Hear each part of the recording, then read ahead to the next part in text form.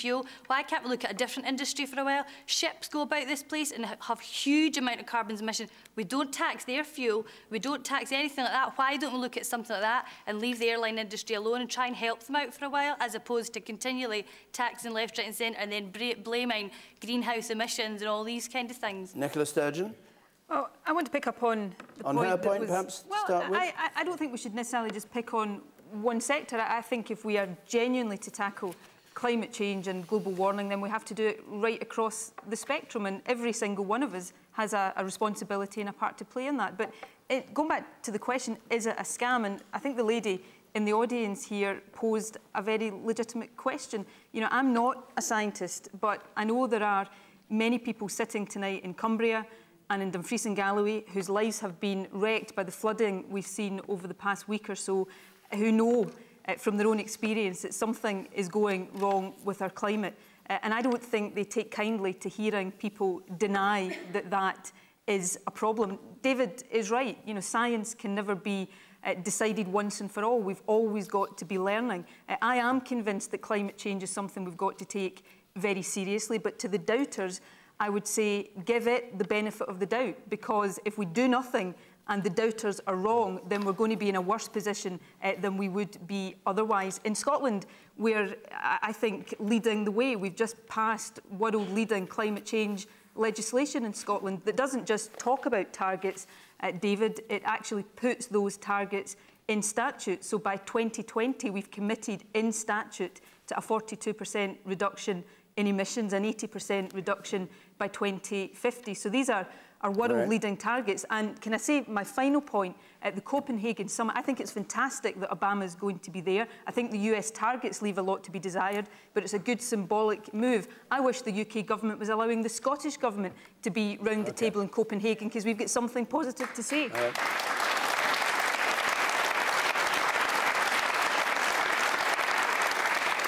Patrick Hardman, who asked the question. I would never advocate that we do nothing, because this is a planet that is not only ours, it's our kids, it's their kids.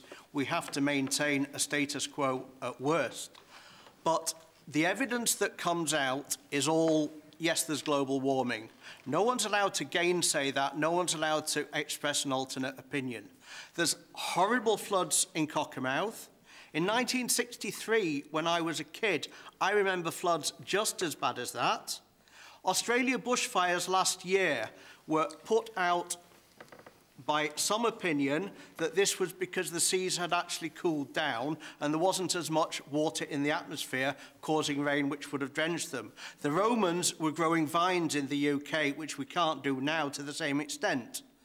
There is not enough evidence in the park that I can see that says that we, man, are responsible for this, because there are so many other factors. There's natural cyclical changes that over hundreds of years that haven't been accounted for, but the only opinion that we're allowed to see are the advocates of the global warming theory. All right.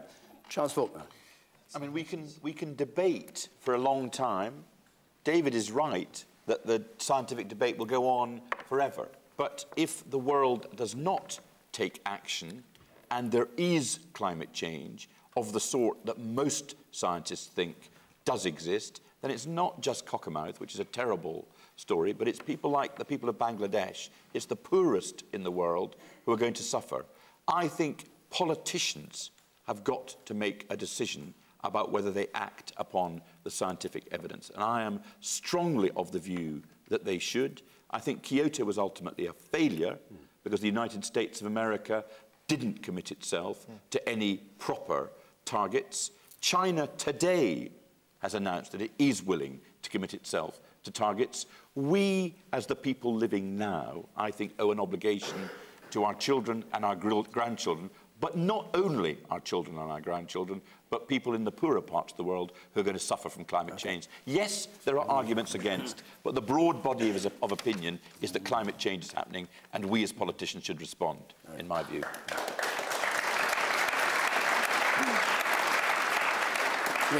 We must go on. If you're a Twitterer and want to follow us, we're at BBC Question Time. That's where our Twitter site is. You can text us 83981 about any of these discussions. You can CFAX us on page 155, rather. You can see CFAX, see what others are saying. digitally, push the red button, email us if that's an easier route for you. Rory Munro, please. Rory Munro. Is it fair that the Supreme Court ruled in favour of banks this week, allowing them to make ridiculous charges to customers? This was the decision about the new Supreme Court, that it wasn't up to the Office for Fair Trading to intervene in what the banks were charging people who had overdrafts. Seems to have caused a lot of trouble. Marcus Brigstocke. Well, it's an interesting decision because, exactly as you just pointed out, they seem to have ruled that it's not up to the Office of Fair Trading to bring this, but I don't think they've made a decision that says that these charges are fair and that they're okay. So I think there's more of this particular story to come out. I mean, I must say, from the reading that I've done on it, I don't really know why people are so surprised when banks treat them badly. These banks are not particularly nice. I mean, you only have to look at where they place their investments to know that they don't really care about ethics. And if you want to bank ethically, you can do that. And for the most part, you'll find that you're treated much better. I mean, obviously, for an individual suddenly going overdrawn, which can happen and is unexpected, to hit them with further debts seems grossly unfair. Perhaps the government should bail each of us out individually every time we go overdrawn. That's what I'd like to see.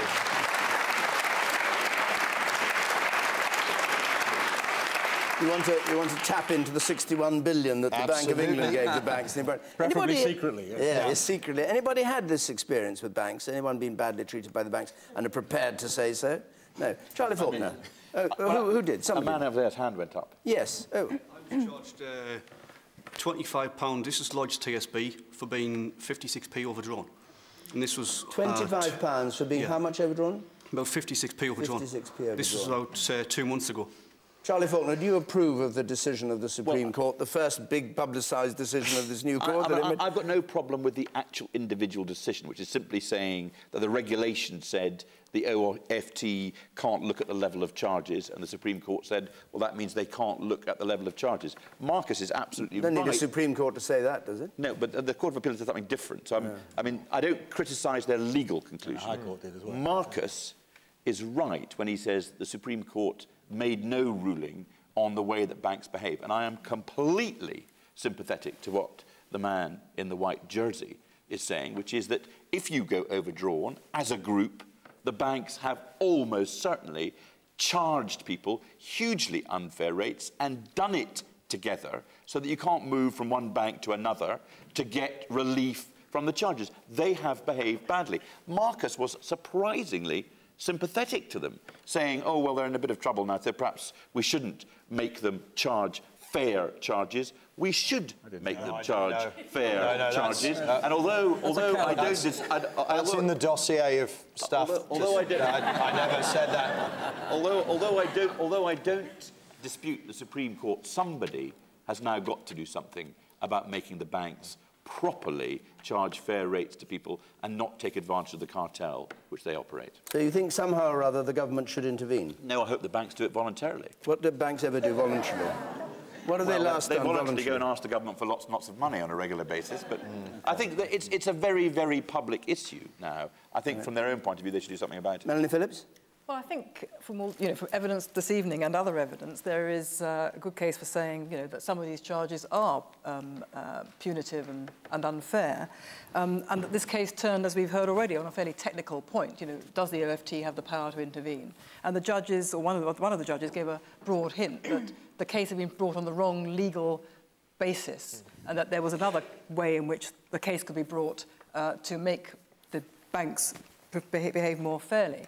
But I think there's a more troubling issue, which is there seems to be a kind of implication that people who have overdrafts sort of as out of the blue, and they shouldn't be held to account for them. And is it really fair that people who are prudent and who make sure they don't go overdrawn are treated exactly the same, or not preferentially, to people who are overdrawn?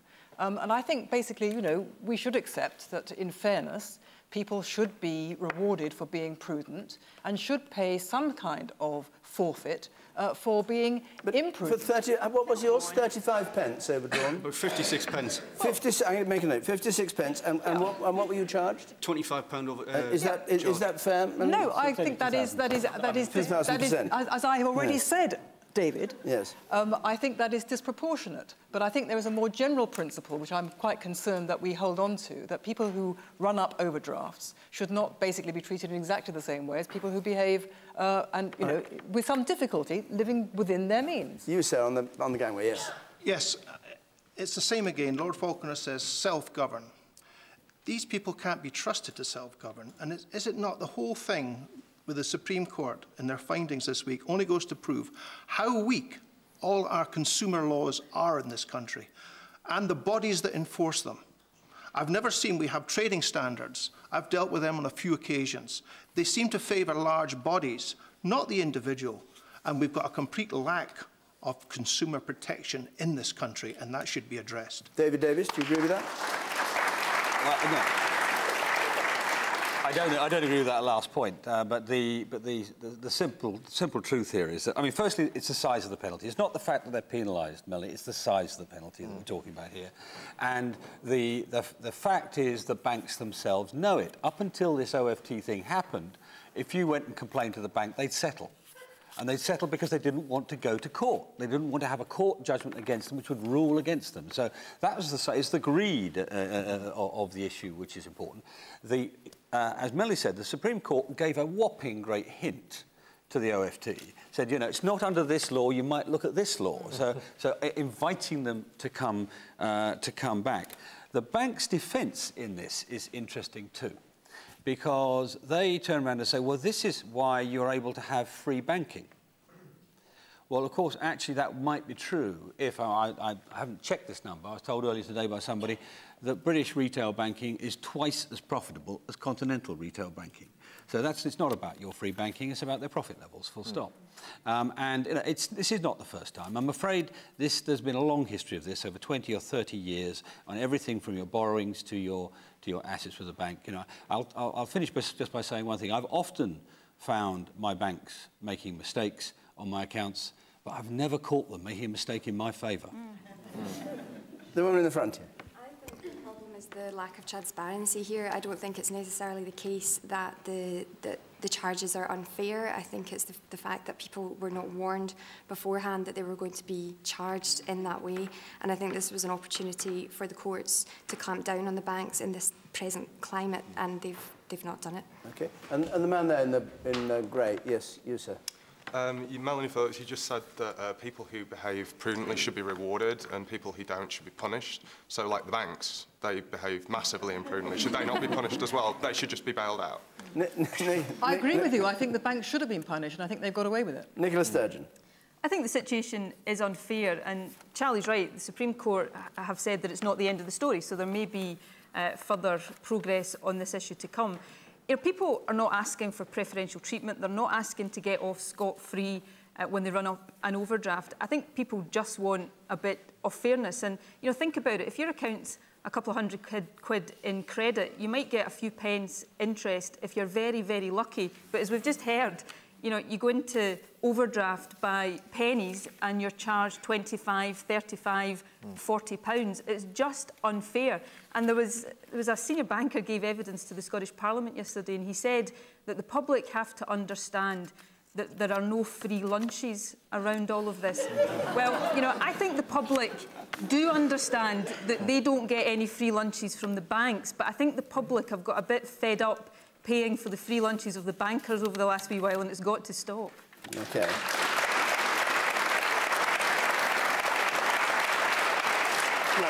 We'll go on. We'll move on to another question. Sandra Delaney, please. Sandra Delaney.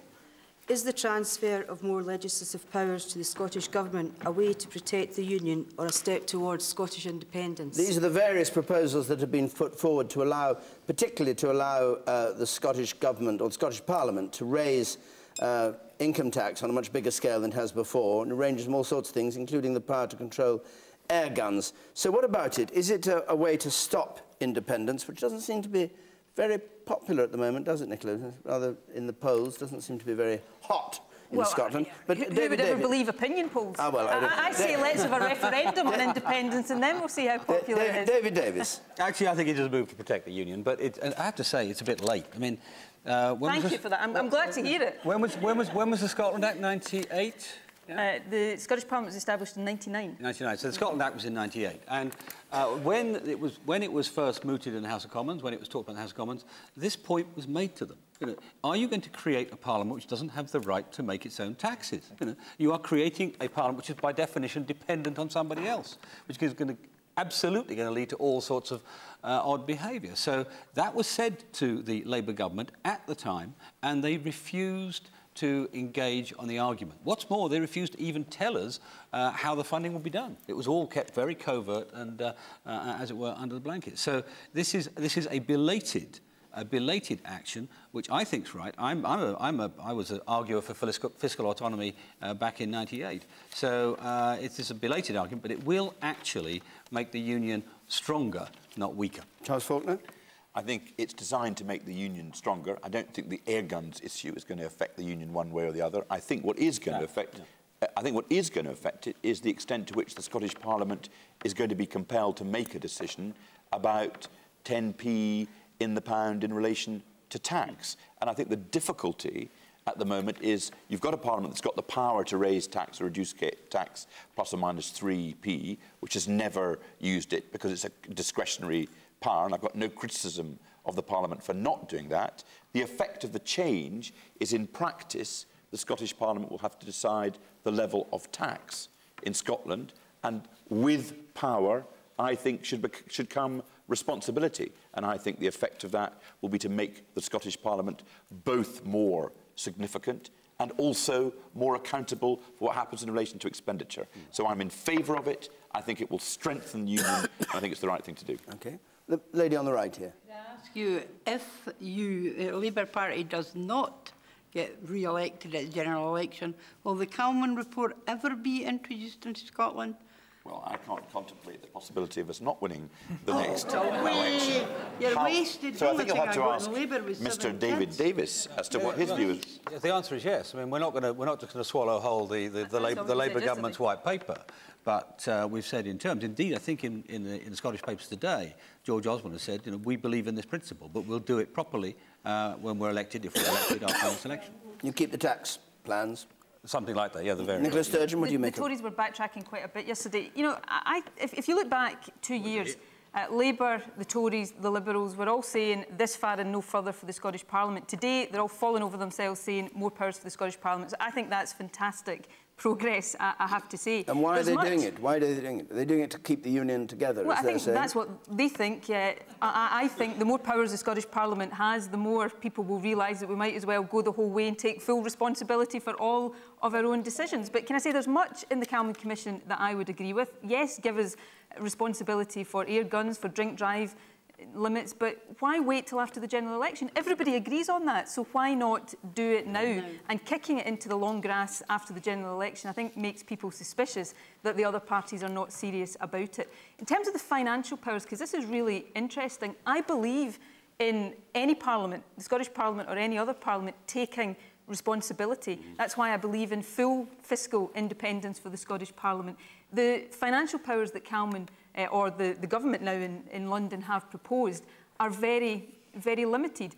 And many of them don't make any sense. I mean, let me give you one example. One of the proposals is that the Scottish Parliament could have borrowing powers to pay for big infrastructure proposals. But in order to use those borrowing powers, they would have to, at the same time, raise taxes in order to pay for the borrowing. Can you imagine if the UK government over the past year had to raise taxes every time it borrowed more money? We'd all be paying 200% taxation by now. So, you know, let's give us full independence. Let's take responsibility for our own decisions. Let's raise our own taxes and make our decisions, and then we have to take responsibility. Marcus Brigstocke.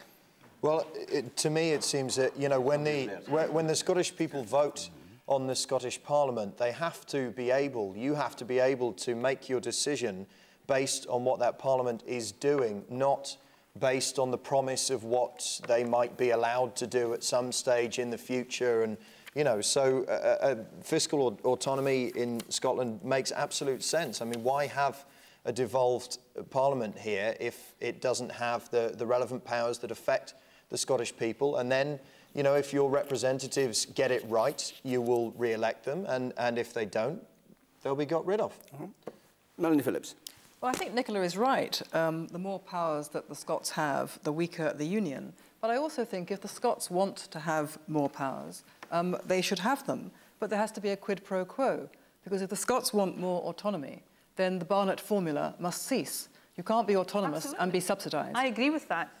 Okay. I don't want Scotland to have a block grant. I want us to take responsibility for raising our own taxes and then deciding how we spend it. Absolutely. I wonder if the public agrees with you. Woman on the left there. Okay, I think it's absolutely fantastic that the panel's agreeing and there's some consensus, and there was consensus yesterday in the House of Commons. Why don't we just get on with it? Why are we just stopping? Are you hoping it's going to go away? Who's going to answer that? No, all right. Nobody wants to answer it. Man up there on the right. Nicola, would it be raising taxes or lowering them? You said raise a second ago. No, we have the option. For example, you know, I believe that one of the things that an independent Scotland could do would be to have lower corporate taxes to boost our economy, to get more business into Scotland. So the point I'm making is not that we would raise or lower taxes, but that we would have the power to decide. And that's what any independent country needs to have in order to make the right decisions for our own economy. OK, let's go to another question. All right. This is something that's been proposed in Scotland, but has a general impact on the UK as a whole, as an idea. Sean McNeill has the question. Would a minimum price for alcoholic drinks benefit society? A minimum price for alcoholic drinks. And the idea in Scotland, I think, is particularly that I'm sorry, can you ask the question again? Because apparently we didn't get it. OK. Would a minimum price for alcoholic drinks benefit society? Would a minimum price for alcoholic drinks benefit society? In Scotland, the idea is that certain particularly low-priced liquor should be increased in price so people can't drink so much of it. Charlie Falconer. Well, I think there's a real problem about alcohol. I think the cost to the Scottish economy is somewhere in the region of £2 billion from crime, from lost days at work, from health. I think people die in excess of 1,000 people in a year in Scotland from alcohol. I think something needs to be done in relation to it. And I also think if you increase the price of alcohol, that might well have an effect on the amount that people drink. But you can't judge the issue of whether or not a minimum price works unless you know what the price is and you know what the effect is going to be. Now, in Scotland, as I understand it, calculations have been produced by the Scottish Parliament or the Scottish Executive at 40p as the minimum price. For a unit of alcohol? For a unit of alcohol. So, as I understand it, that means if you've got a 2-litre bottle of cider that currently costs about £3, that's going to cost about £6 if you had 40p minimum price. You can get a bottle of vodka or a bottle of whiskey from a supermarket for between £5 and £8, and if you had a 40p minimum price, that would then cost you about 11 or 12 pounds. OK, so those are the figures. What's the effect? Well, I don't know.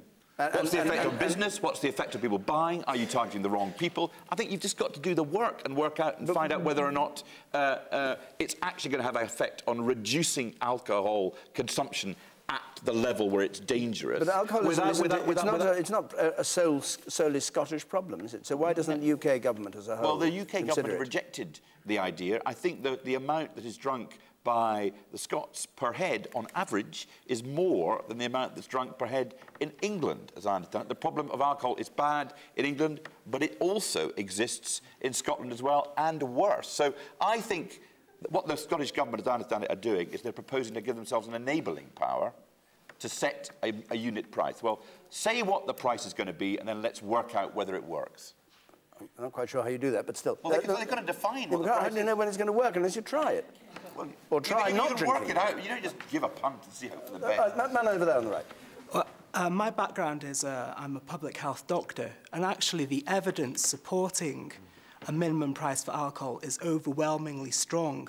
There's a lot of evidence that shows that as the price of alcohol is increased, people, especially harmful drinkers, cut the amount of alcohol they intake.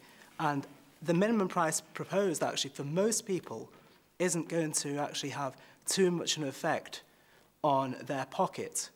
And the major effect it's going to have on is the price of alcohol in supermarkets rather than in pubs and so forth, where a lot of unregulated excess drinking and especially underage harmful drinking occurs. I agree with you that a price will affect the people who consume it. But what a group of public health doctors said on the 14th of November was 60p per unit is the price that makes the difference. Now, if that were the price, would the Scottish Government do that? Marcus Brigstocke. Yeah, I mean, I think it's slightly problematic, people with adequate means or more than adequate means making this sort of decision, because it looks like you're legislating as to whether or not the poor can drink. But I don't think with this that we can afford to be squeamish, actually. I think that there are massive problems with very cheap alcohol being available to a huge number of people, and I think an increased price, a minimum price would help with that. And also, there's an issue here, I think, where people assume a right over these things. Lots of people, I think, have got a bit confused about rights issues, that we all have a right to cheap flights and cheap alcohol or cheap meat and all the rest of these things are not rights, and actually where they're detrimental to society as a whole, I think we need to look at them. All right. And Nicola Sturgeon.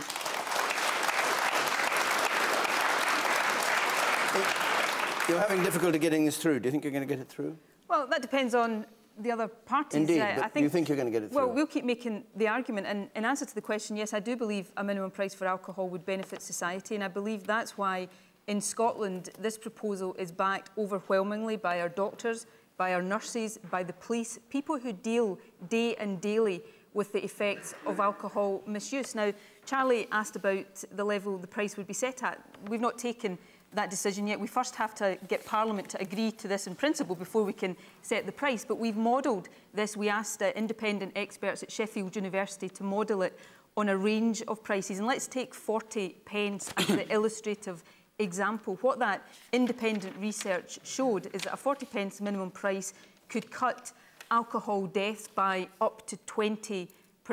It would reduce alcohol-related crime by 3,000 crimes a year. Now, alcohol misuse in Scotland is costing us dear. We have to do something about it, and it's not good enough for opposition parties to say, we don't like this, but fail absolutely to bring forward any alternatives of their own. We must take action. Thank you, Nicola.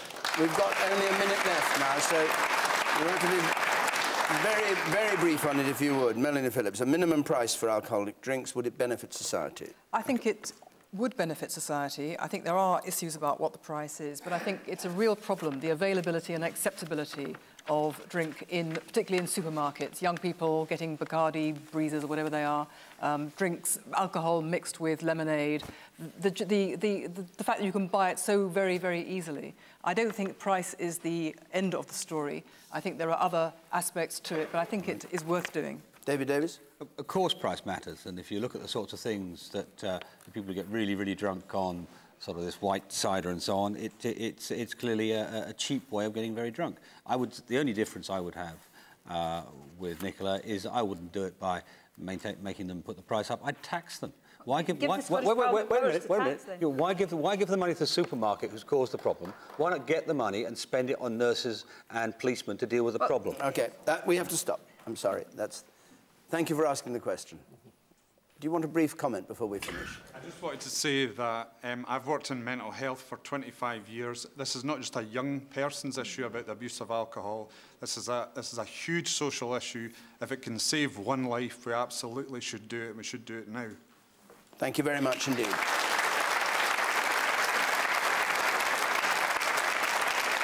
So, next week we're going to be in London. The panel there will include the former Foreign Secretary Margaret Beckett, Clive Anderson, Kirsty Allsop. The week after that we're going to be in Wootton Bassett, famous now as a stopping point in the final journey for those who've been killed in Afghanistan. And the panel there in Wootton Bassett will include General Sir Richard Dannett, till very recently the head of the British Army, the Armed Forces Minister, Bill Rammell, and the Shadow Foreign Secretary, William Hague, along with the broadcaster and former editor of The Mirror, Piers Morgan. If you'd like to apply to either of those, that's London or Wootton Bassett, 0871 626 9988, the number to go to. Go to our website and apply there. And if you want to see this programme again, the BBC iPlayer will show it to you. It's repeated on BBC Parliament, Sunday evenings at 6 o'clock.